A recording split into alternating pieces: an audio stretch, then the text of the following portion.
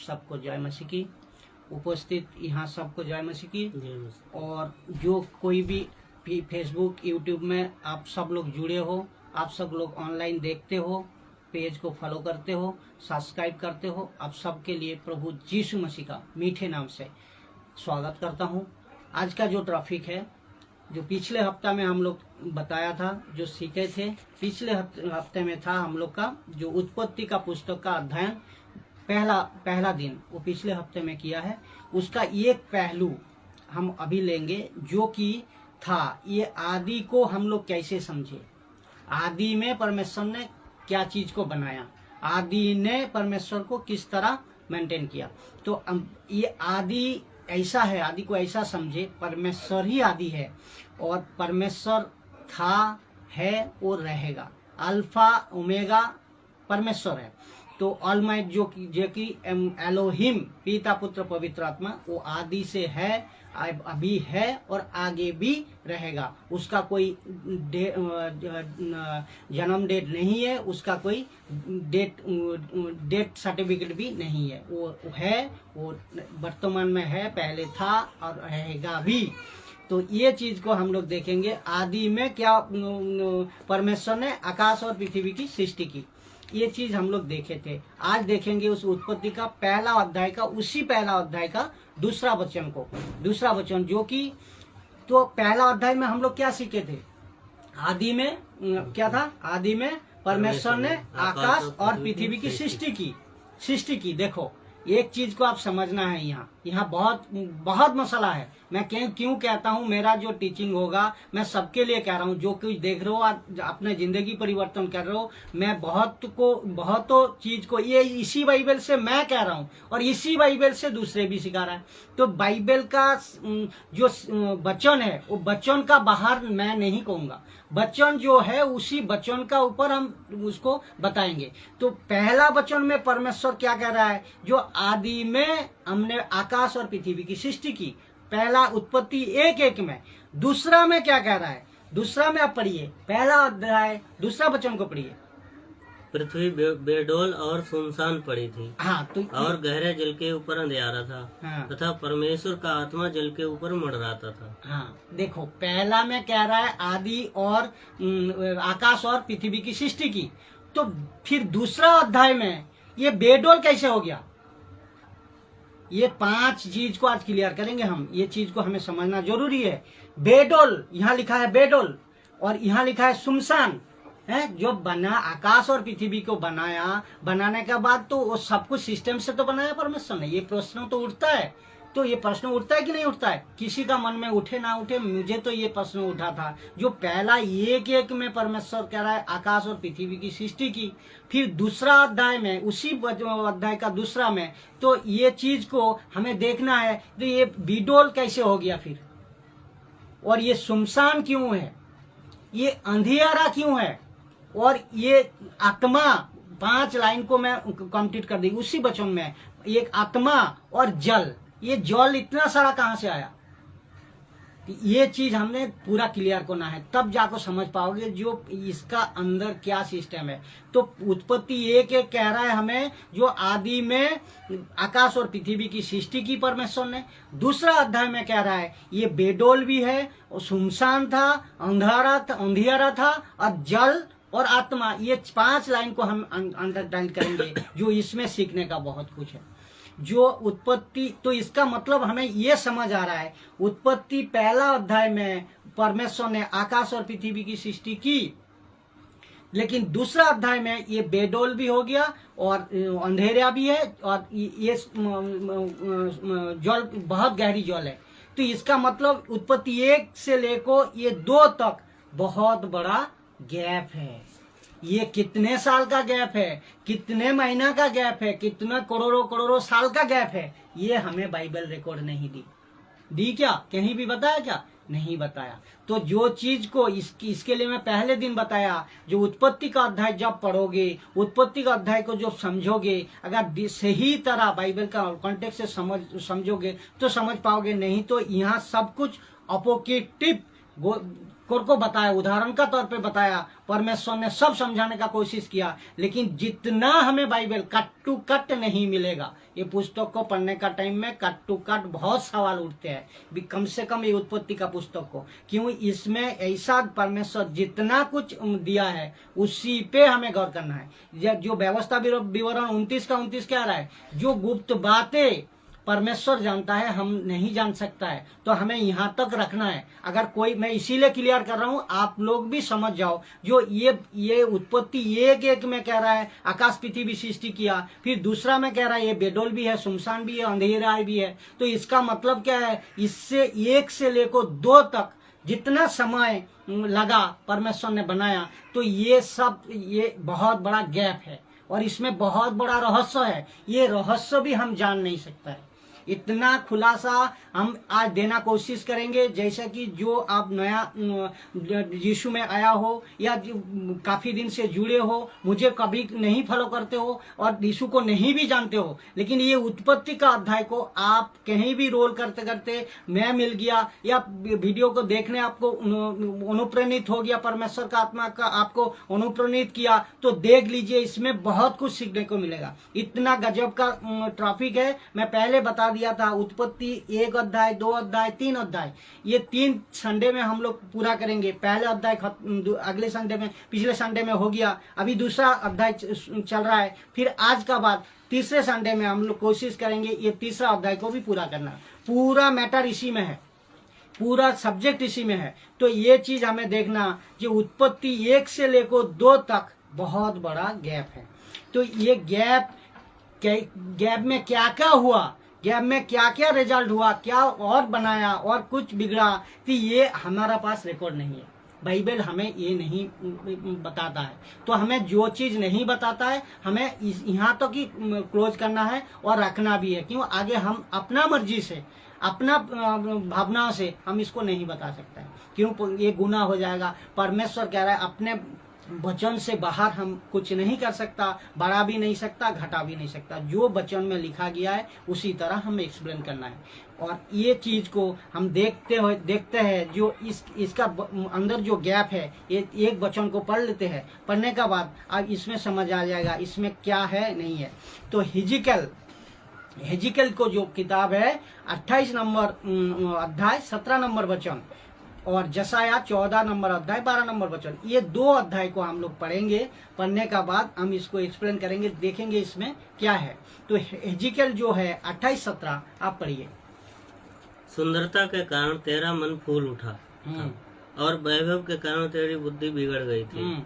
मैंने तुझे भूमि पर पटक दिया और राजाओं के सामने तुझे रखा कि वे तुझको देखें। ये शैतान की बात हो रही है, शैतान की बात हो रही है। जैसा यशायाह ने कह रहा है, ये हिजकिय्याह ने कह रहा है, जो सुंदरता का घमंड में तेरा मन फूल उठा था, इसीलिए मैं राजाओं का सामने रखा। ये शैतान की बात हो रही है, लूसीफर की बात हो रही है, जिसको गिराया गया, फेंका गया।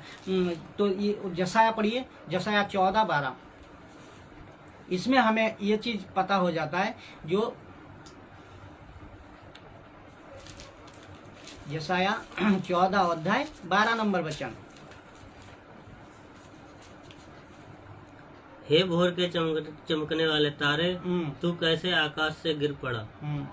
तू जो जाति जाति को हरा देता था, तू अब कैसे काट कर भूमि पर गिराया गया है। तो इसका मतलब आप समझो, शैतान को पहले उत्पत्ति 1:1 में शैतान का जिक्र नहीं है, उत्पत्ति 1:1 वचन में शैतान का जिक्र नहीं है। शैतान का जिक्र आया उत्पत्ति 2 में। इसका मतलब ये है, समझ आ रहा है, जो शैतान को नीचे गिराया गया था, शैतान की बात हो रही है। तो गिराने का टाइम में जो शैतान को, इसमें शैतान पहले किसमें था, स्वर्गलोक में था, तो परमेश्वर का आराधना करता था। तो उसको इसका बाद ही शैतान परमेश्वर ने इसको गिरा दिया, तो नीचे गिराया जाना। ये प्रकाशन किसको मिला था, जो ये प्रकाशन, ये जो प्रकाशन था, ये प्रकाशन मूसा को, पतरस को, पौलुस को, किसी को, ये प्रकाशन कौन सा प्रकाशन, जो कि 1 से लेकर 2 तक जो काम हुआ है, जो गैप हुआ है, ये प्रकाशन किसी को नहीं मिला था। एक से लेकर उस पहला उत्पत्ति में आकाश और पृथ्वी को सृष्टि की, दूसरा उत्पत्ति में कैसे ये बीडोल सुनसान अंधेरा हो गया। ये जो कंसेप्ट है, ये जो गैप है 1 से लेकर 2 तक, कितना सालों का कितना महीना का गैप है, ये हमें रिकॉर्ड नहीं है। ये रिकॉर्ड भी, ये प्रकाशन भी किसी को, मूसा को नहीं मिला, पतरस को भी नहीं मिला, आयुब को भी नहीं मिला, और ये पौलुस को भी नहीं दिया गया। किसने? परमेश्वर ने नहीं दिया।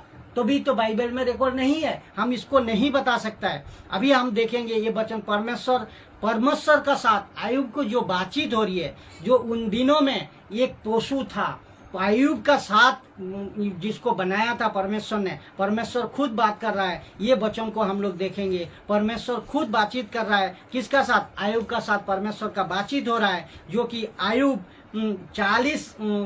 का 40 नंबर अध्याय 15 से वचन को अब पढ़ते जाइए, एक एक करको, खाली पढ़ना है बस।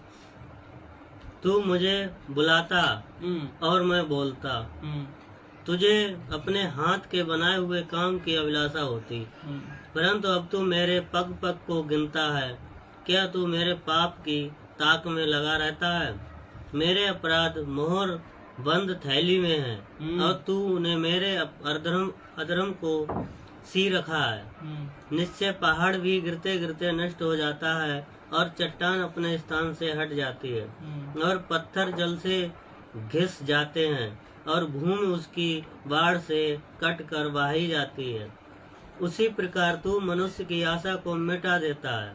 तू सदा उस पर प्रबल होता और वह जाता रहता है। तू उसका चेहरा बिगाड़ कर उसे निकाल देता है। उसके पुत्रों की बड़ाई होती है और उसे नहीं सूझता, और उसकी घटी होती है, परंतु वह उसका हाल नहीं जानता। केवल अपने ही कारण उसकी देह को दुख होता है, और अपने ही कारण उसका प्राण अंदर ही अंदर शोकित रहता है। ये चीज नहीं, इसका नहीं वचन आप कौन सा पढ़ा? 40 का ही पढ़ा? 40 का 15? 40 का गलत पढ़ा, 40 का 15 तो वही है वचन में। ये कौन सा पढ़ रहे हो? आयुब का 40 देखिए, 40 अध्याय देखिए, 40 अध्याय का 15 नंबर वचन। ये गलत है, इसमें ये मैच नहीं होता ना, ये कॉन्सेप्ट। चलो कोई बात नहीं, वो इसको पढ़िए 40 अध्याय को 40 का 15।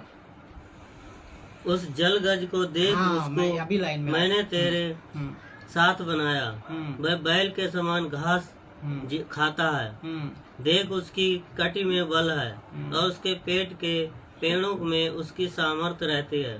वह अपनी पूंछ को देवदार के समान हिलाता है। तो कितना पूंछ इतना बड़ा है जो देवदार जैसा पूंछ को हिलाता है। ये एक जंतु की बात हो रही है, एक पशु की बात हो रही है। उसकी जांघों की नसें एक दूसरे से मिलती हुई हैं। उसकी हड्डियां मानो पीतल की नालियां हैं। उसकी पसलियां मानो लोहे के बेड़े हैं। वह परमेश्वर का मुख्य कार्य है, जो उसका सृजनहार हो उसके निकट तलवार लेकर आए। निश्चय पहाड़ों पर उसका चारा मिलता है। जहाँ और सब वन पशु कलोल करते हैं, वह कमल के पौधे के नीचे रहता और नरकटों के आड़ में और कींच पर लेटा करता है। कमल के पौधे उस पर छाया करते हैं। वह नाले के बेंत के वृक्षों से घिसा गिरा रहता है। चाहे नदी की बाढ़ भी हो तो भी वो नहीं घबराता। चाहे एर्दन भी बढ़कर उसके मुंह तक आए, परंतु वो निर्भय रहेगा। जब वह चौकस हो तब क्या कोई उसको पकड़ सकेगा, या फंदे लगाकर उसको नाच सकेगा? देखो, एक जंतु की बात हो रही है, जो जंतु उन दिनों में था। एक बड़े पशु था जिसको आयुब को कह रहा है, परमेश्वर कह रहा है। परमेश्वर आयुब का साथ एक बातचीत में ये कह रहा है, जो कि एक उन दिनों में, कब उन दिनों में मतलब ये उत्पत्ति 1 से 2 अध्याय जो हम लोग बेडोल और शमशान था, अंधियारा था, उन दिनों में एक बड़ा पशु था जो कि जिसका पूंछ था इतने बड़े, जो पूंछ से हिलाते तो काम ये हो जाता था। उसका चारा क्या पहाड़ों पे ऊपर मिलता था, और उसको देखने में इतना भयंकर था जो कि अद्भुत था। और दूसरी बात है, उसका मुंह से आग निकालता था। ये दूसरा वचन जो पढ़ोगे, उन दिनों में आयुब, इसका मतलब इसका प्रकाशन खाली आयुब को मिला है, दूसरा किसी को नहीं, यहाँ मूसा को नहीं, पत्रोस को नहीं, किसी को प्रकाशन नहीं। इसका मतलब परमेश्वर ये समझाना चाहता है, परमेश्वर जिसको चाहे, जिसका द्वारा काम करवाना चाहे वो काम करवाएगा, वो उसका मर्जी है। तो ये और जो 41 वचन को पढ़ेंगे हम लोग, 41 अध्याय, आयुब का 41 अध्याय का 1 से 34 तक, इसको भी पढ़िए। बहुत कुछ इसमें ये पशु का बारे में हम लोग जानेंगे, ये पशु कौन था, कैसा था, ये चीज हम लोग जानेंगे। फिर क्या तू लिब्यातन अथवा मगर को वसी के द्वारा खींच सकता है? जलगत, हाँ, लिब्यातम, इसका मतलब जलगत, लिब्यातम जो लिखा है ना भाषा, इसका मतलब जलगत, इतना बड़ा, हाँ, जलगत। क्या डोरी से उसकी जीभ दबा सकता है? क्या तो उसकी नाक में नकेल लगा सकता है? या उसका जबड़ा कील में बेंध सकता है? क्या वह तुझसे बहुत गिड़गिड़ाएगा? क्या वह तुझसे मीठी बातें बोलेगा? क्या वह तुझसे बाचा बांधेगा? क्या वह सदा तेरा दास रहे? क्या तू उससे ऐसे खेलेगा जैसे चिड़ियों से खेलता है, और अपनी लड़कियों का जी बहलाने को उसे बांध रखेगा? क्या मछुओं के दल उसे बिकाऊ माल समझेंगे? क्या वह उसे व्यापारियों में बांट देंगे? क्या तू उसका चमड़ा भोले से या उसका सिर मछुए से त्रिशूलों से बेध सकता है? क्या तू उस पर अपना हाथ ही रखे तो लड़ाई को कभी न भूलेगा और भविष्य में कभी ऐसा न करेगा? देख, उसे पकड़ने की आशा निष्फल रहती है, उसके देखने ही से मन कच्चा पड़ सकता है। कोई ऐसा साहसी नहीं जो उसको भड़काए। फिर ऐसा कौन है जो मेरे सामने ठहर सके? किसने मुझे पहले दिया, जिसका बदला मुझे देना पड़े? एक जो कुछ सारी धरती पर है सो मेरा है। मैंने उसके अंगों के विषय में और उसके बड़े बल और उसकी बनावट की शोभा के विषय में चुप न रहूंगा। उसके ऊपर के पहरवे को कौन उतार सकता है? उसके दांतों की दोनों पत्तियां के अर्थात जबड़ों के बीच कौन आएगा? हाँ। उसके मुख के दोनों किवाड़ कौन खोल सकता है? उसके दांत चारों ओर से डरावने हैं। उसके छिलकों की रेखाएं चावल घमंड का कारण है। वे मानो मोहरबंद किए हुए हैं। वे एक दूसरे से ऐसे जुड़े हैं कि उसमें वायु भी नहीं घुस सकती। वे आपस में मिले हुए हैं और ऐसे सटे हुए हैं कि अलग अलग नहीं हो सकते। कि उसके छींकने से उजियाला चमक उठता है और उसकी आंखें भोर की पलकों के समान हैं। उसके मुंह से जलते हुए पतीले निकलते हैं और आग की चिंगारियां छूटती हैं। उसके नथनों से ऐसा धुआं निकलता है जैसी खौलती हुई हड्डी और जलते हुए नरकटों से। उसकी सांस से कोयले सुलगते हैं और उसके मुंह से आग की नौ निकलती हैं। उसकी गर्दन में सामर्थ्य बनी रहती है और उसके सामने डर नाचता है। उसके मांस और मांस चढ़ा हुआ है और ऐसा आपस में सटा हुआ है जो हिल नहीं सकता। उसका हृदय पत्थर सा दृढ़ है, वरन चक्की के निचले पाट के समान दृढ़ है। जब वह उठने लगता है तब सामर्थ्य भी डर जाते हैं और डर के मारे उनकी शुद्ध बुद्ध लोप हो जाती है। यदि कोई उस पर तलवार चलाए तो उससे कुछ न पड़ेगा और न भाले और न वर्षी और न तीर से। वह लोहे का पाल सा और पीतल की सड़ी लकड़ी सा जनता है। देखो, वह तीर से भगाया नहीं जाता। पढ़ो, ये 34 तक तो है, बहुत बच्चों खाली पढ़ना है इसको, बस ज्यादा नहीं, थोड़ा पढ़ते जाओ। गोफल के पत्थर उसके लिए भूसे से ठहरते हैं। लाठियां भी भूसे के समान गिनी जाती हैं। वह बर्छी के चलने पर हंसता है। उसके निचले वाहक पहने ठीकरे के समान कींच पर मानो वो हेंगा फेरता है। वो गहरे जल को ठंडे के समान मथता है। उसके कारण नील नदी मरहम की हड़ी के समान होती है। वह अपने पीछे चमकीली लीक छोड़ता जाता है। गहरा जल मानो श्वेत दिखाई देने लगता है। धरती पर उसके तुल्य और कोई नहीं है जो ऐसा निर्भय बनाया गया है। जो कुछ ऊंचा है उसे वह ताकता ही रहता है। देखो। वह सब घमंडियों के ऊपर राजा है। राजा है। तो इसका मतलब क्या है, ये समझाना चाह रहा था उन दिनों में परमेश्वर जिसको बनाया इतना पावरफुल बनाया, ये पशु को या जंतु को आयुब का साथ जिक्र कर रहा है। आयुब को कह रहा है तू ये चीज को देख, ये चीज को समझ, इसका टक्कर लेने का कोई इससे टक्कर नहीं ले सकता है। तो इसका मतलब जो उन दिनों में बेडोल और सुनसान अंधेरा जल का ऊपर जो परमेश्वर का आत्मा मंडराता था, उसी जो घड़ी है 1 से लेकर 2 अध्याय तक जितना बड़ा गैप है, ये गैप में प्रकाशन किसी को नहीं था, चाहे मूसा हो, पत्रस हो, पौलुस हो और दूसरा कोई भी हो। ये पत्रस खाली आयुब ने परमेश्वर को ये पशु का बारे में बताया जो कि बाइबल में दर्ज हुआ है, जो कि बाइबल में दर्ज हुआ। तो हम ये चीज हमें समझ गया हम लोग। जो पहला सृष्टि 1 अध्याय में परमेश्वर ने आकाश और पृथ्वी को की, फिर दूसरा वचन में ये कह रहा है बीडोल सुनसान अंधेरा ये जल का ऊपर परमेश्वर का आत्मा मंडराता था। इसका मतलब 1 से लेकर 2 तक जो अध्याय है, ये अध्याय बहुत बड़ा गैप है, जिसका जिक्र बाइबल में हमें पूरी रिकॉर्ड नहीं मिलेगा और पूरी रिकॉर्ड है भी नहीं। इसका अंदर क्या क्या हुआ, जितना हुआ, एक पशु का जिक्र इसमें है, ये पशु का जिक्र भी हम लोग इसमें बताया, ये बताना जरूरी है। इसमें आपको ये सीख मिलती है जो कि परमेश्वर उस टाइम में किस तरह आत्मा का द्वारा किसको द्वारा काम करवाता था, ये चीज हमें समझ आएगा। अभी पहला हम लोग देखेंगे तो ये सृष्टि को हम 3 तरह को देखेंगे। एक तो पहला सृष्टि कौन सा है, 1 नंबर वचन आकाश और पृथ्वी सृष्टि की, पहला सृष्टि ये है। दूसरा सृष्टि कौन सा है, दूसरा सृष्टि है दूसरा अध्याय में जो कि बीडोल सुनसान और अंधेरा था, ये भी एक दूसरा सृष्टि है। अभी होने जा रहा है, अभी बनाने जा रहा है परमेश्वर तीसरा सृष्टि। तीसरा सृष्टि कौन सा है, जो कि 6 दिन में परमेश्वर ने पूरा किया।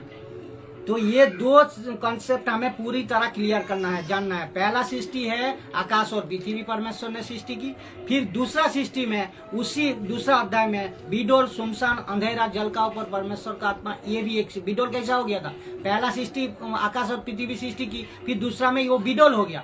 तो ये बीडोल सुनसान अंधेरा जो था वो दूसरा सृष्टि में आता है। फिर तीसरा सृष्टि परमेश्वर का हाथ से जो हो रहा है वो है अपना। इसका मतलब ये समझना होगा यहाँ क्यों शैतान का बात हो रही है, यहाँ क्यों शैतान का जिक्र हो रही है। तो पहला सृष्टि में परमेश्वर आकाश और पृथ्वी सृष्टि कर दी, तो दूसरा सृष्टि में हेजिकल नबी और जसाया नबी ने ये प्रकाशन मिला हेजिकल और जसाया को, जो कि शैतान को नीचे गिराया जाना, शैतान को नीचे गिराया जाना, वो दूसरा सृष्टि का अंदर आ जा रहा है। समझ गया ना, पहला सृष्टि में वो सृष्टि किया, दूसरा सृष्टि में शैतान का जिक्र हो रहा है पहले, उसके बाद हम तीसरा सृष्टि में अभी परमेश्वर क्यों ये बताया मैं आपको, जब नीचे पढ़ते जाएंगे समझते जाएंगे समझ जाओगे।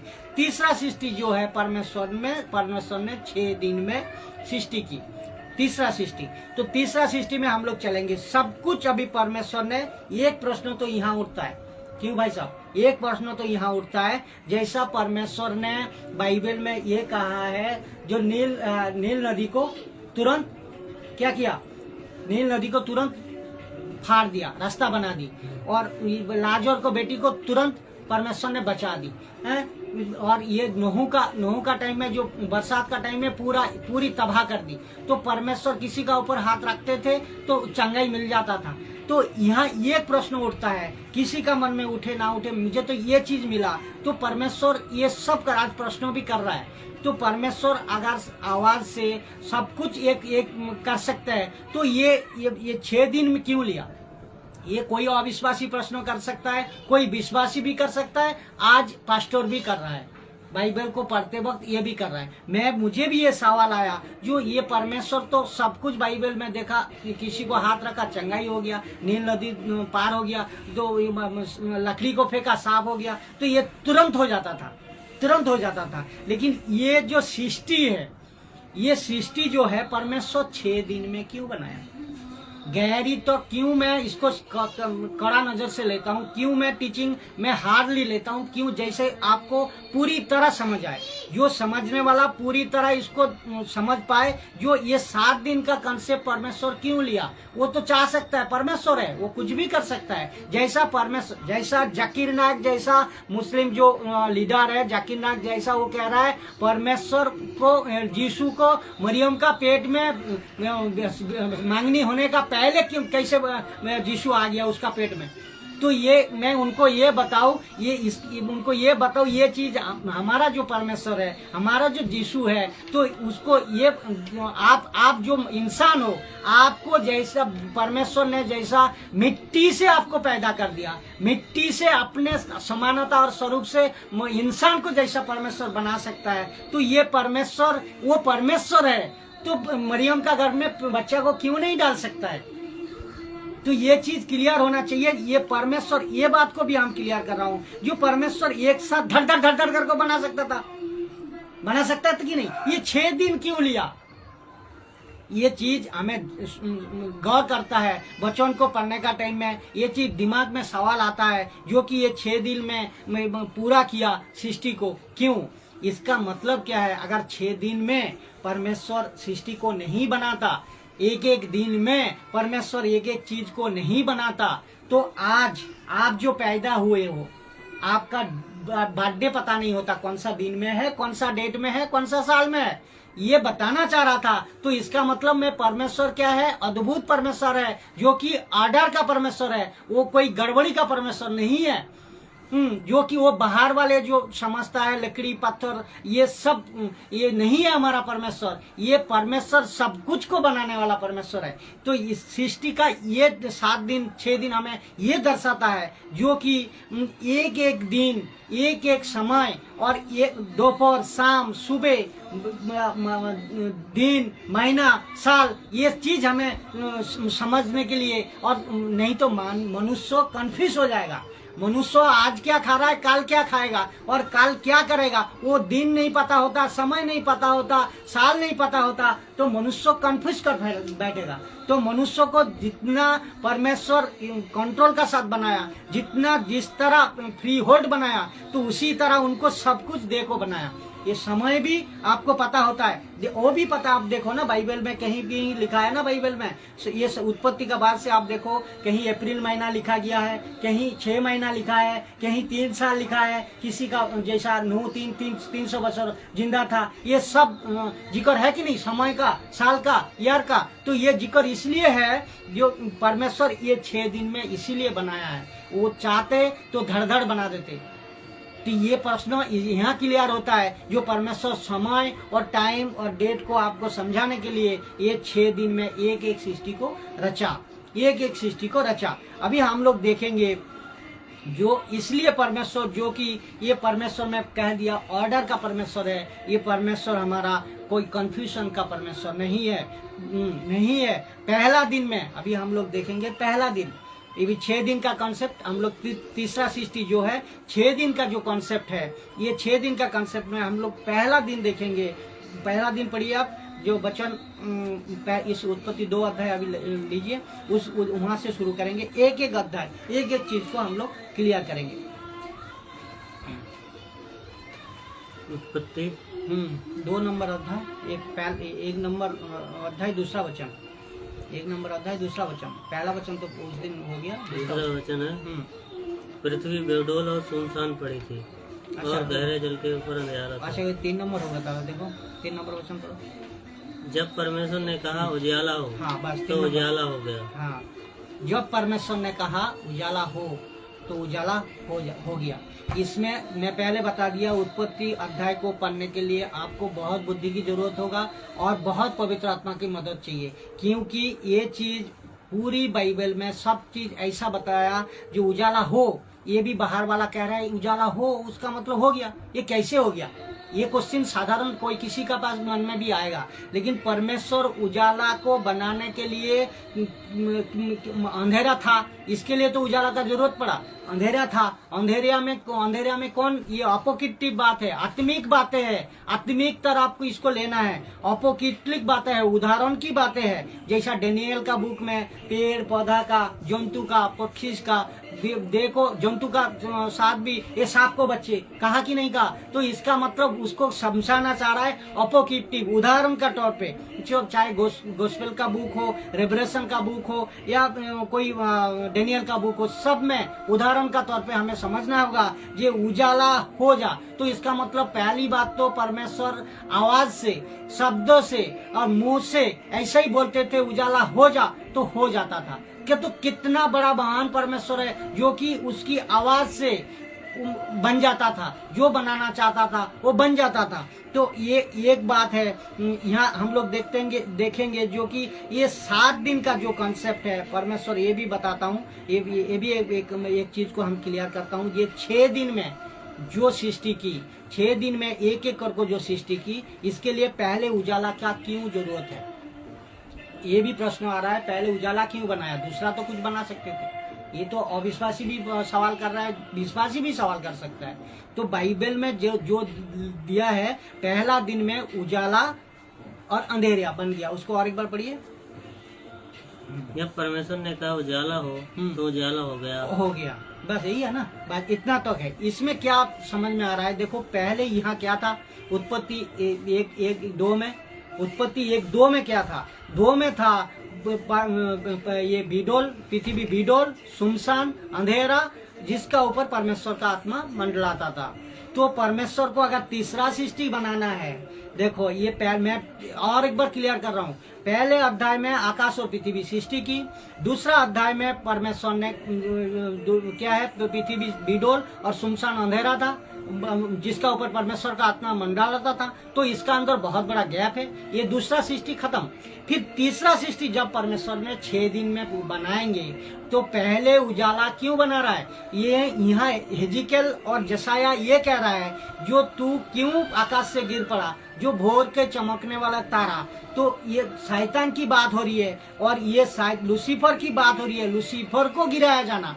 तो इसका मतलब दूसरा अध्याय में लूसीफर को गिराया, दूसरा अध्याय में लूसीफर को गिराया, जिसका वजह से लूसीफर क्या करता है, अंधेरा लाता है। इसीलिए यीशु तो एक वचन में कहा है, ये रात आ रहा है जिसमें आप काम नहीं कर सकते हो, ये तो दिन में काम करता है। तो दिन उजाला किसका है, परमेश्वर का है। उजाला किसका, उजाला में कौन काम करने वाला, परमेश्वर काम करने वाला, और अंधेरा को कौन लाने वाला, शैतान लाने वाला। तो ये देखो तीसरा सृष्टि में, इसीलिए पहले ये बात को मैं गौर करा रहा हूँ, ये बात को समझिए, इसीलिए मैं गौर करवा रहा हूँ, जो तीसरा दिन में पहला उजाला को बनाया। क्यों, अगर उजाला को बनाना है, परमेश्वर को काम करना है, तो अंधेरा को मिटाना है। अंधेरा मिटेगा किससे, उजाला से मिटेगा। इसी वजह से 3 नंबर वचन में कह रहा है उजाला हो, तो उजाला हो गया। तो तीसरा अध्याय में हम ये देखते हैं, इसमें हमें ये समझ आता है, जो पहले काम परमेश्वर किया वो है अंधेरा को हटाना, लूसीफर को हटाना, लूसीफर को भगाना, तब जाको उजाला को उत्पन्न किया। तो ये बात होगी। ये 7 दिनों में ये पहला दिन गया, क्या पहला दिन में उजाला हो जाए, उजाला हो गया। अभी दूसरा दिन हम लोग जाएंगे, दूसरा दिन में हम लोग देखेंगे। दूसरा दिन पढ़िए, तो ये समझ गया अंधेरा को हटाने के लिए 3-4 उसका ही पढ़िए, 3 के बाद 4 पढ़िए। 6 दिन पढ़ना ना, 6 दिन तक पढ़ना है, एक वचन। और परमेश्वर ने उजाले को देखा अच्छा है, और परमेश्वर ने उजाले को अंधेरे से अलग किया। अभी देखो, पहले बनाया, जितना गौर से कोई, अगर मैं इसीलिए कहता हूँ, मैं गौर से आप सुनिए वचन को, गौर से वचन को लीजिए। क्यों आप चिल्लाओगे, चीखोगे और सही तरह नहीं सुनोगे तो इसको समझ नहीं पाओगे। ये परमेश्वर का वचन है, ये इसको जैसा अपने मर्जी से अगर समझना चाहोगे नहीं समझ पाओगे। तो 3 नंबर वचन कह रहा है उजाला हो जा, हो गया। फिर 4था नंबर वचन कह रहा है जो उजाला अच्छा है, कौन, परमेश्वर कह रहा है उजाला अच्छा है, किस लिए उजाला को, तो पढ़ो फिर और एक बार पढ़ो, सुनने। और परमेश्वर ने उजाले को देखा अच्छा है, तो परमेश्वर ने उजाले को अंधेरा से अलग किया, अंधेरा से अलग किया। तो इसका मतलब यहाँ दो राज्य हो गया। एक बात को समझो, एक तो परमेश्वर का राज है और ये आपका शैतान का राज है। शैतान का राज्य कौन सा हो गया? अंधेरा का राज्य। और परमेश्वर का कौन सा? उजाला का राज्य। ये दो चीज तो हमें समझ आ रहा है, ये दो चीज तो हमें समझ में आ रहा है। तो अंधेरा को अलग किसने किया? उजाले ने किया। उजाले ने किया, उसका मतलब कौन किया? परमेश्वर ने किया। तो परमेश्वर पहले अंधेरा को अलग किया और पहले अंधेरा को अलग करने के लिए उजाला का जरूरत पड़ा। क्यों? उजाला अंधेरा को अलग कर सकता है, अंधेरा उजाला को अलग नहीं कर सकता है। तो अंधेरा को पालने वाला, अंधेरा को मानने वाला, अंधेरा को चलाने वाला कौन है? हमारा लूसीफर। कौन है? ये शैतान, इब्लिस, जो बाइबल में किया है। तो उसको हटाने के लिए पहला दिन परमेश्वर ने उजाला और अंधेरा दोनों चीज को दूसरा दिन में अंधेरा और उजाला को सृष्टि की। अभी हम लोग दूसरा वचन में पढ़ेंगे, जो कि दूसरा वचन पढ़िए। और परमेश्वर ने उजाले को दिन और अंधेरे को रात कहा। हाँ, उजाला को सांझ हुई, हाँ, भोर और भोर हुआ। हाँ। इस प्रकार पहला दिन हुआ। पहला दिन ये खत्म हुआ। तो पहला दिन क्या बनाया? उजाला और अंधेरा को उजाला से अलग किया। फिर दिन और रात दोनों बना। ठीक है, तो ये चीज दिन को अलग किया, वो भी रात को भी अलग किया। तो पहले दिन को रात को अलग किया। इसका मतलब दो चीज को सेपरेट हमें समझ में आएगा। दो चीज यहाँ दो राज्य है, जो कि हम इतने दिन जानते थे खाली परमेश्वर राज करता है, लेकिन शैतान भी राज्य चलाता है। शैतान का भी राज्य है, जो कि अंधेरा में शैतान काम करने वाला और उजाला में परमेश्वर, उजाला का परमेश्वर है, उजाला में काम करने वाला हमारा परमेश्वर है। आप कितना महान है आप समझ लो, जो कि आप यीशु को जानने का बाद, परमेश्वर को जानने का बाद आप उजाला में चल रहे हो, आप ज्योति में चल रहे हो। इसीलिए तो कहा है आप ज्योति में चल रहे हो। तो इसका मतलब हमें ये चीज, हमें इसका बात क्या है? शारीरिक दिक और आत्मिक दिक, ये दो चीज को हमें देखना है। आत्मिक तरीका से परमेश्वर को समझ पाओगे, शारीरिक तरीका से आप शैतान को समझ पाओगे। समझ गया? क्यों? शैतान शरीर में रहता है। तो ये जो पृथ्वी का चलाने वाला लूसीफर है, वो शरीर का अंदर आपको एक्टिविटी को करवाता है। लेकिन परमेश्वर का वचन को अगर मानोगे, परमेश्वर को जानोगे, सीखोगे, परमेश्वर का वचन को सुनोगे, तो आत्मिक बनना पड़ेगा, तभी आप समझ पाओगे। तो एक उदाहरण का तौर में मैं आपको एक बता रहा हूँ, जो कि दूसरा पत्रस 3:5 अध्याय पढ़िए। ये चीज हमें पूरी तरह उजाला अंधेरा का जो ये है, ये कॉन्सेप्ट को हम क्लियर किया। अभी देखेंगे एक उदाहरण का तौर पे दूसरा पत्रस, जो कि 3:5 नंबर जो अध्याय है, उसको हम देखेंगे। इसमें एक उदाहरण में क्या लिखा है, ये चीज हम देखने से और क्लियर होगा मैटर को, और समझ पाएंगे।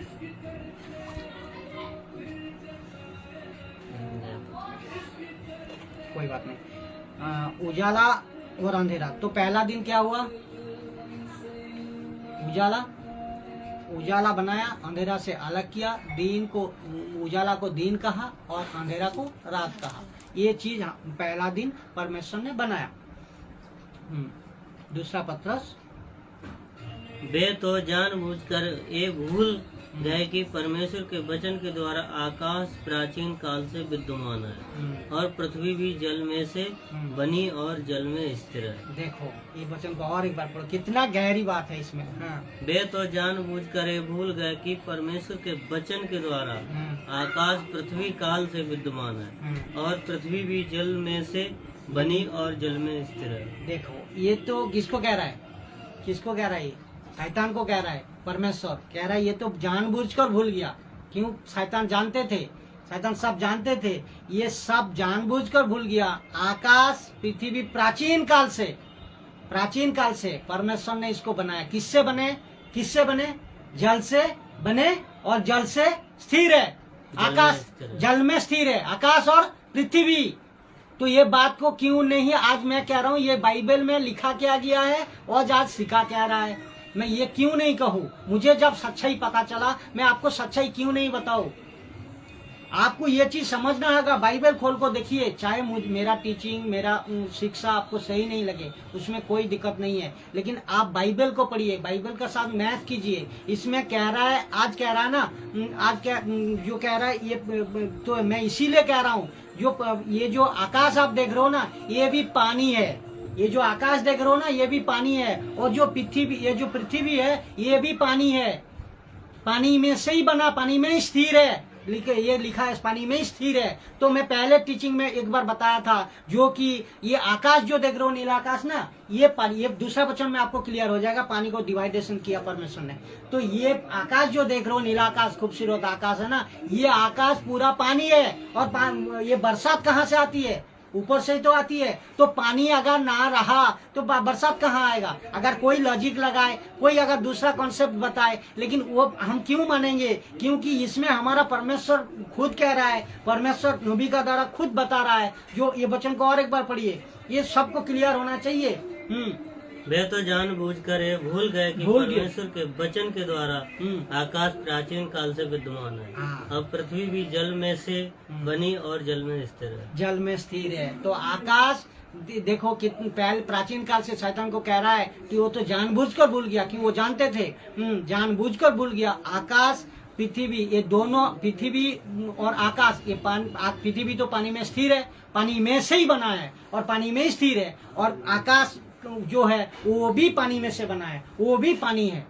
तो ये कॉन्सेप्ट हुआ है। तो इसका मतलब हमें ये समझ में आ गया, जो परमेश्वर सब कुछ कर सकता है, तो परमेश्वर आवाज से सब कुछ बना सकता है। तो अपने आप को खुद को थपथपाओ, जो कि ऐसा परमेश्वर को आप सेवा करते हो, ऐसा परमेश्वर को आप मानते हो, जो कि आवाज से, जो कि पैच, यही है परमेश्वर, यही परमेश्वर हो सकता है, दूसरा कोई नहीं परमेश्वर हो सकता है। क्यों? ये सब कुछ को बनाने वाला अपना परमेश्वर ही है। तो अभी देखेंगे जो ये 27-26 इसमें है वचन, देखो इसी में है ना? नहीं है ना। चलो अभी देखेंगे हम लोग उदाहरण का तौर में। अब से परमेश्वर जो खूब, ये जो हम लोग देख लिया, तो ये देखने का बाद 30 जो वचन है उस उत्पत्ति में, उसी में जाओ। 4 नंबर वचन पढ़ा था शायद, 4 का बाद पढ़ो। अब बात करते हैं जो कि मनुष्यों का, मनुष्य, पक्षी जो बनाया परमेश्वर ने, ये चीज को हम लोग देखेंगे। फिर है 6 नंबर वचन। हाँ पढ़ो। फिर परमेश्वर ने कहा, जल के बीच एक ऐसा अंतर हो कि जल 2 भाग हो जाए। हाँ देखो अभी अंतर किया, जल को 2 भाग करो, 2 भाग करो। जो जल, पढ़ो वचन को पढ़ो। फिर परमेश्वर ने कहा, जल के बीच एक अंतर हो कि जल 2 भाग हो जाए। जो जल का, जो जितने गहरी जल था, ये जल को अंतर किया परमेश्वर ने। इसी अंतर को कह रहा है आकाश और पृथ्वी। इसी अंतर को कह रहा है आकाश पृथ्वी। एक जल पृथ्वी में है और एक जल कहाँ गया? ऊपर। तो ये अंतर को आकाश और पृथ्वी कह रहा है। तो ये चीज को हमें समझना जरूरी है। जो परमेश्वर पहले जल को, जल में से ही पृथ्वी बना और जल में से ही आकाश को बना, आकाश में ही जल है। तो ये चीज को परमेश्वर अंतर किया, ये जैसा कि एक अंतर किया। अंतर करने के बाद पृथ्वी में थोड़े जल और बाकी जल कहाँ? आकाश में। तो हम जो पहले क्यों इसीलिए बता रहा था, ये जो आकाश आप देखते हो, नीला आकाश जो देखते हो, ये पानी में भरा हुआ है, ये पूरी पानी में भरा हुआ। तो कितना महान परमेश्वर है जो आकाश का अंदर पानी को रखा है। तो ये चीज हमें इतना गहरी आत्मिक दिख से लेना है, समझना है, तभी जाको ये चीज को समझ पाओगे आप। उसके बाद है 8वां है, और परमेश्वर ने उस अंतर को आकाश का तथा सांझ हुई, फिर भोर हुआ, इस प्रकार दूसरा दिन हो गया। देखा, समझ गया? दूसरा दिन में क्या बना? फिर आकाश और पृथ्वी को अंतर किया, पानी का द्वारा अंतर किया। जो पानी था वो पानी को 2 भाग में बांटा, एक आकाश में गया, एक नीचे गया। इसी जो अंतर है, ये अंतर को परमेश्वर ने दूसरे दिन कंप्लीट किया, दूसरे दिन कंप्लीट किया। अभी हम लोग आएंगे तीसरे दिन। फिर परमेश्वर ने कहा, आकाश के नीचे का जल एक स्थान में इकट्ठा हो जाए और पृथ्वी सूखी भूमि दिखाई दे। और वैसा ही हो गया, ऐसा ही हो गया। देखो अभी क्या किया? पृथ्वी का अंदर जो जल है, जो पानी है, ये पानी को अलग किया, सूखी भूमि अलग किया। पानी जो समुद्र कहता है, जिसको समुद्र कहता है, और सूखा भूमि, जो हम लोग सूखा भूमि, ये पृथ्वी में जो बास करता हूँ, जो हम लोग रहता हूँ, तो पानी अलग रहता है और सूखी भूमि अलग रहता है। तो ये अलग को भी परमेश्वर ने किया है। ठीक है, हो जाए। तो किसका द्वारा किया है? अपने हाथ का द्वारा नहीं, अपने जवान से कहा परमेश्वर ने ये अब भूमि और पानी अलग अलग हो जाए, तो अलग हो गया, तो अलग हो गया। ये सृष्टि, हम एक बात बताना चाहता हूँ, ये जो सृष्टि का उत्पत्ति का अध्याय है, ये जो सृष्टि का आप आज सुन रहे हो, ये जो सृष्टि आप पढ़ोगे और दूसरे को बताओगे, ये हमारा बाइबल का अलावा दूसरा कोई पुस्तक में है? कहीं भी नहीं है। ये बाइबल का परमेश्वरी जो बाइबल का परमेश्वर नहीं, ये परमेश्वरी बनाया सब कुछ को, जो कि पूरी दुनिया का मानव जाति के लिए ये उत्पत्ति का किताब को मिले और उत्पत्ति सृष्टि कैसा है ये चीज को जान सके, ये चीज को जान सके। उसका बाद फिर बचा, फिर परमेश्वर ने आकाश के नीचे का जल एक स्थान में इकट्ठा हो जाए और सूखी भूमि दिखाई दे, और वैसा ही हो गया। ऐसा ही हो गया। परमेश्वर ने सूखी भूमि को पृथ्वी का तथा जो जल इकट्ठा हुआ उसको उसने समुद्र का। तो सूखी परमेश्वर ने देखा अच्छा है, अच्छा है। तो इसका मतलब दूसरा दिन में हमें क्या हो गया? तीसरा दिन हो रहा है ना।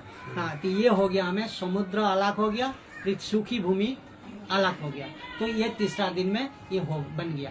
तो अभी हम देखेंगे इसका मतलब समुद्र। लेकिन एक बात इसमें मैं बताना चाहूँगे, आप अगर कितने डीप तक बाइबल को पढ़े और कितने डीप तक आप लोग सब पढ़ते हो हमें पता नहीं, लेकिन एक चीज़ हम इसमें गौर किया है, जो कि रेवलेशन का टाइम में जो सृष्टि, नया सृष्टि जो होगा, नया सृष्टि जो होगा, नया सृष्टि कब होगा? जब यीशु आएगा।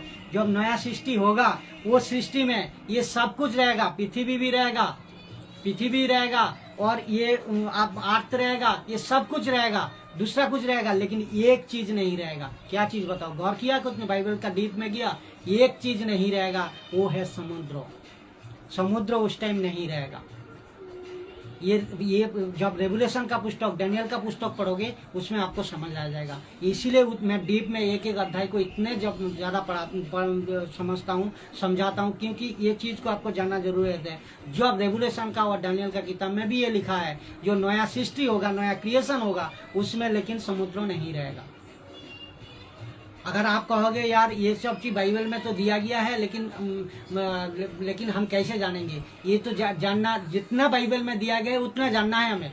उसका ऊपर जब हम स्वर्ग में जाएंगे ये सब चीज को खुलासा हमें मिलेगा, क्यों नहीं है, क्या नहीं है, जितना भी सवाल है वो जब हम स्वर्ग में जाएंगे वो सब पता चलेगा।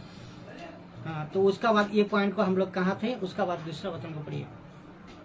दूसरा वचन है, फिर परमेश्वर ने कहा पृथ्वी से हरी घास तथा बीज वाले छोटे छोटे पेड़, फलदायी वृक्ष जिनके बीज उन्हीं में एक एक से जाति के अनुसार है, पृथ्वी पर उगे, और वैसा ही हो गया। ऐसा ही हो गया। उसका मतलब पशु पक्षी सब, हरे घास, ये सब बन गया, बनाया चौथा दिन में ना, चौथा दिन में ये चीज को बनाया। क्या? पशु पक्षी जीव जंतु, रेंगने वाला जंतु, घास पौधा, सब इस दिन बनाया परमेश्वर ने। उसका बात पढ़ो।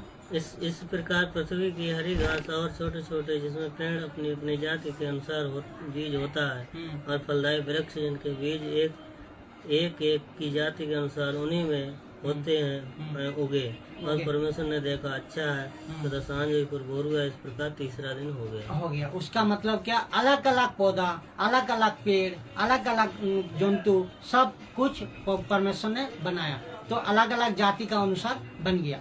परमेश्वर ने आवाज से बोली तो सारा बन गया।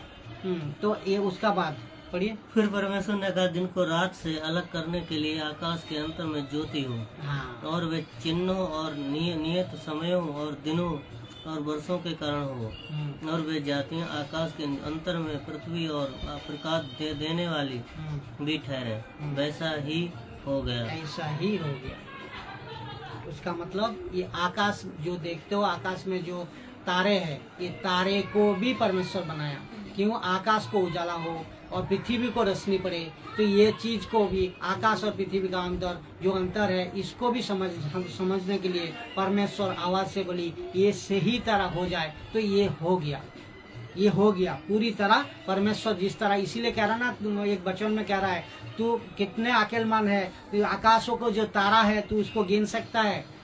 कोई नहीं गिन सकता है। परमेश्वर जो चीज को बनाता है वो चीज को वो समझने के लिए आत्मिक बातें चाहिए, आत्मिक गुण चाहिए, और परमेश्वर ही कर सकता है, दूसरा आदर्श कोई नहीं कर सकता है। तो परमेश्वर सब कुछ अपने आवाज से, सब कुछ अपने जवान से, जैसा समय और सीमा का समय और टाइम का ऊपर परमेश्वर ने बनाया, उसी तरह हम आज सब कुछ को देख रहा हूँ, आज सब कुछ को देख रहा हूँ, ये सब बनाया परमेश्वर ने। तो उसका बाद वचन पढ़ो। परमेश्वर ने उसको आकाश के अंतर में इसलिए रखा कि वे पृथ्वी पर प्रकाश दें तथा दिन और रात दोनों प्रभुत्ता करें, और उजियाले को अंधेरे से अलग करें। और परमेश्वर ने देखा कि अच्छा है, तथा सांझ हुई, फिर भोर हुआ, इस प्रकार चौथा दिन हो गया। चौथा दिन ये कंप्लीट हुआ। तो आप अभी दिन को कैसा समझ रहे हो? उजाला हो रहा है, दिन समझ रहे हो। रात में अंधेरा कैसा है, ये सब चीज को कौन बताया? परमेश्वर ने सब कुछ सृष्टि किया। जो दिन अलग हो, रात अलग हो, दिन को मनुष्य अलग समझे, रात को मनुष्य अलग समझे, और ये तारा को अलग समझे, आकाश को अलग समझे, ये सब आज समझ पा रहे हो किस लिए? सब परमेश्वर ने बनाया। अगर नहीं एक दिन में, एक समय में, एक साथ में अगर धड़-धड़ बना देते, समय का पता नहीं, साल का पता नहीं, महीना का पता नहीं, तो आप कैसे समझ सकते हो? कैसे आप जिंदगी? मनुष्य का दिमाग छोटा है, मनुष्य इतने से है, मनुष्य का दिमाग में ये समझ नहीं आता। तो परमेश्वर कितना महान है, जो कि इतना गहरी बात को आप खाली बनाया नहीं, परमेश्वर ने आपको इतने क्षमता, इतने ताकत, इतने शक्ति दी परमेश्वर ने, उसी तरह बनाया जो कि सब मल्टीप्लाई होने पाए। मल्टीप्लाई का मतलब समझ गया? ये पेड़ को भी परमेश्वर ने बनाया, एक बार बना को खामोश नहीं है, वो बना दिया, लेकिन वो अपने आप उगते जाएगा। उसका अंदर इतना क्षमता दी है, वो जो उगेगा मिट्टी से वो अपने बढ़ते जाएगा, फिर और दूसरे उगेगा, ये जो उगेगा वो अपने आप प्रजनन बढ़ाते जाएगा। ऐसा सेम पशु पक्षी का साथ में है, ऐसा सेम मनुष्यों का साथ में है, ऐसा सेम पेड़ पौधा, रिंगने वाला जंतु जितने भी बनाया है, सबका अंदर ये सिस्टम बनाया है। तो परमेश्वर इतना महान है, उसका अंदर एक पावर दिया है, उसका अंदर एक शक्ति दी है। खाली पैदा नहीं करवाया, उसको इतना शक्ति दी, जो शक्ति का द्वारा वो एकदम शुरू से लेको उगने का बाद से वो धीरे धीरे धीरे धीरे बढ़ते जाए। तो परमेश्वर सबको फ्री होल्ड बनाया है, परमेश्वर सबको फ्री होल्ड बनाया है। तो ये चीज हमें यहाँ दर्शाता है, जो परमेश्वर यही परमेश्वर है जो कि इतना सामर्थ्य का साथ अपने स्वरूप, अपने क्षमता में परमेश्वर सब कुछ को बनाया। तो इसका बाद हम लोग देखेंगे दूसरा वचन। दूसरा वचन कहाँ? तो 4 नंबर, चौथा दिन हमें कंप्लीट हुआ, अभी 5वां दिन आएंगे, 5वां दिन हम लोग पढ़ेंगे। फिर परमेश्वर ने कहा, जल जीवित प्राणियों से बहुत ही भर जाए, और पक्षी पृथ्वी के ऊपर आकाश के अंतर में उड़े। इसलिए परमेश्वर ने जाति जाति के बड़े बड़े जल जंतुओं की और उन सब जीवित प्राणियों की भी सृष्टि की, जो चलते फिरते हैं, जिनसे जल बहुत ही भर गया, और एक एक जाति के उड़ने वाले पक्षियों की भी सृष्टि की।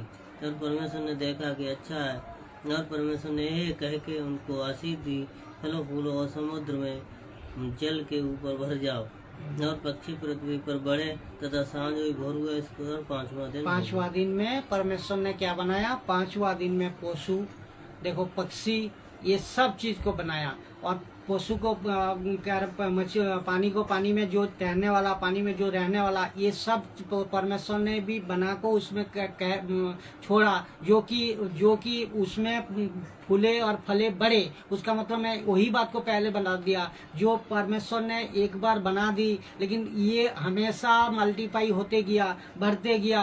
जो जल में रहने वाला जंतु, जल में मछली, जल में जो भी जंतु, जीव जंतु रहने वाला है, वो सब ऑटोमेटिकली प्रजनन करते जाए, ऑटोमेटिकली बढ़ते जाए, और फूले फरे और सब भर जाए, ये भी कह रहा है। और ये किसको अधिकार रखने कह रहा है? मनुष्यों को कह रहा है अधिकार रखने। तो मनुष्यों को अधिकार रखने यहाँ कह रहा है, और पक्षी को कह रहा है। जो पक्षी आज उड़ रहा है ना, ये पक्षी उड़ने का क्षमता और ताकत, और पक्षी को इस तरह बनाया परमेश्वर ने, जो आकाश में उड़े और आकाश का शोभा को वृद्धि करे। तो इस तरह परमेश्वर ने 5वां दिन में क्या क्या बनाया?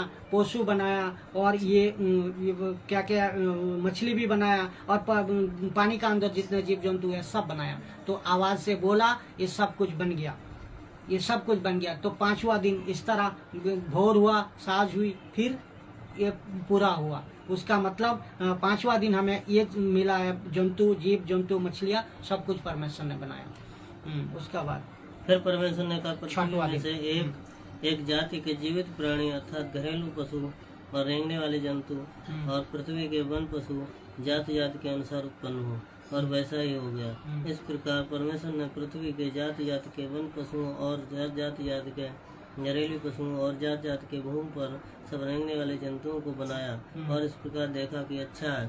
फिर परमेश्वर ने कहा, हम मनुष्य को अपने स्वरूप के अनुसार अपनी समानता में बनाए, और वे समुद्र की मछलियों और आकाश के पक्षियों और घरेलू पशुओं और सारी पृथ्वी के पर सब रेंगने वाले जंतुओं पर जो पृथ्वी पर रेंगते हैं अधिकार रखे। जब परमेश्वर ने मनुष्य को अपने स्वरूप के अनुसार उत्पन्न किया, अपने ही स्वरूप के अनुसार परमेश्वर ने उसको उत्पन्न किया, नर और नारी करके उसने मनुष्यों की सृष्टि की। और परमेश्वर ने उसको आशीष दी और उससे कहा, फलो फूलो और पृथ्वी पर भर जाओ और उसको अपने बस में कर लो, और समुद्र की मछलियाँ तथा आकाश के पक्षियों और पृथ्वी पर रेंगने वाले सब जंतुओं पर अधिकार रखो। फिर परमेश्वर ने उनसे कहा, सुनो, इतने बीज वाले छोटे छोटे सारी पृथ्वी के ऊपर हैं, जितने वृक्षों में बीज वाले फल होते हैं, वे सब मैंने तुमको दिए। तुम क्या देखो, इसमें देखो एक चीज गौर करो। पढ़ो, मैं बताता हूँ। वे तुम्हारे भोजन के लिए हैं, पर जितने पृथ्वी के पशु, आकाश के पक्षु और पृथ्वी पर रहने वाले जंतु, जिनमें जीवन का प्राण है, उन सब के खाने के लिए मैंने सब हरे हरे छोटे पेड़ वैसा ही हो गया। परमेश्वर ने जो कुछ बनाया था सबको देखा, क्या देखा कि बहुत ही अच्छा है। फिर वो सांझ हुई, भोर हुआ, इस प्रकार 6वां दिन हो गया। 6वां दिन होती है। इसमें बहुत मसाला है, इसमें बहुत कुछ है सीखने का, जो कि एक चीज को हमें ये समझाता हूँ। जो परमेश्वर ने, देखो एक बात को इसमें समझना है, परमेश्वर ने जंतुओं का साथ मनुष्यों को सृष्टि की। एक बात इसमें पता चलता है, जो परमेश्वर जंतुओं का, क्योंकि एक बात और भी मैं बताऊं, जब आदम को परमेश्वर ने बनाया था, आदम का बनाने का बाद परमेश्वर को जब हवा का जरूरत है एक संगी के लिए, आदम के लिए एक संगी के लिए, वो भी पहले जानवर के पास गया था। इसका भी एक लॉजिक है। ये बात को हम दूसरा अध्याय में, तीसरा अध्याय जब बताएंगे उसी में बताएंगे, लंबा अध्याय है। इसमें क्यों बनाया, क्यों यीशु मसीह ने भी कोई जंतु का साथ मनुष्य को मिलाया, कई बार बाइबल में दिखा गया है, पढ़ने को मिला भी है। तो ये चीज हमें देखना है, इसमें मनुष्य जंतु का साथ परमेश्वर ने मनुष्य को क्यों बनाया, ये चीज हमें खुलासा करता है। और इसमें एक बात में गौर करो, इसमें मनुष्य को बनाया, मनुष्यों में दोनों आ जाता है, मनुष्यों में स्वामी स्त्री दोनों आ जाता है। बोलो स्वामी स्त्री नहीं कहो, नर नारी दोनों आ जाता है, पुरुष और स्त्री दोनों आ जाता है।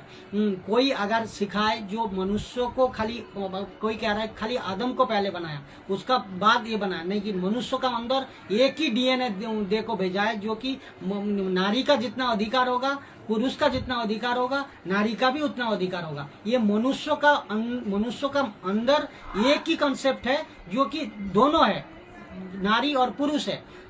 इसीलिए तो वचन में कहा है, जो कोई दास दासी दोनों सेम है, तुम भी परमेश्वर का काम कर सकते हो, तुम भी कलेसिया चला सकते हो। ये दूसरे वचन में यीशु आने का बाद भी, क्योंकि यीशु कहाँ से लेगा, परमेश्वर का वचन को ले कोई तो बताया परमेश्वर ने बाइबल में। तो ये वचन को हमें ये साबित करता है, मनुष्य का अर्थात नर नारी दोनों है, इक्वल है, दोनों को परमेश्वर ने बनाया अपने स्वरूप, दोनों, किसी को अलग नहीं किया। ये अलग कहाँ कर दिया, जब उत्पत्ति जो गड़बड़ी किया शैतान ने, उसी का बाद जब पाप हुआ उसी का बाद से सब कुछ अलग हुआ है, उसका पहले नहीं। और एक बात इसमें गौर करने वाली बात है, देखो परमेश्वर यहाँ बताया जीव जंतु को खाने के लिए क्या, हरे हरे पेड़, हरे हरे पत्ते, पेड़ सब, ये सब दिया है, पेड़ का फल ये दिया है। और मनुष्य को खाने के लिए क्या किया, जो वृक्ष वाले, जो फल वाले वृक्ष होगा उसका फल मनुष्य को खाने के लिए बताया। तो इसका मतलब ये चीज देखो, घास पौधा ये सब को खाने वाला जीव जंतु है, और उसी पेड़ पौधा का जो फल देने वाला है उसका फल जो होगा उसको खाने वाला कौन है? मनुष्य को अधिकार दिया और जीव जंतु को खाने के लिए ये बताया, परमेश्वर खाने के लिए ये बता दिया। लेकिन एक बात इसमें है जो कि मछली को खाने के लिए क्या दिया है ये इसमें बाइबल में रिकॉर्ड नहीं है, ये हम बता नहीं सकते। मछली को खाने के लिए क्या दिया है ये हमें पता नहीं है, क्योंकि इसमें रिकॉर्ड नहीं है। तो इसका जीव जंतु को खाने के लिए पेड़ पौधा का जो छोटे छोटे हरे हरे घास है उसको अब नाना जाति का अनुसार वो खा सकता है, खाने के लिए बताया। और मनुष्य को बताया क्या है? उसी पेड़ का फल को, जो फल बिकता है, फलता है, उसी फल को आप खा सकते हो।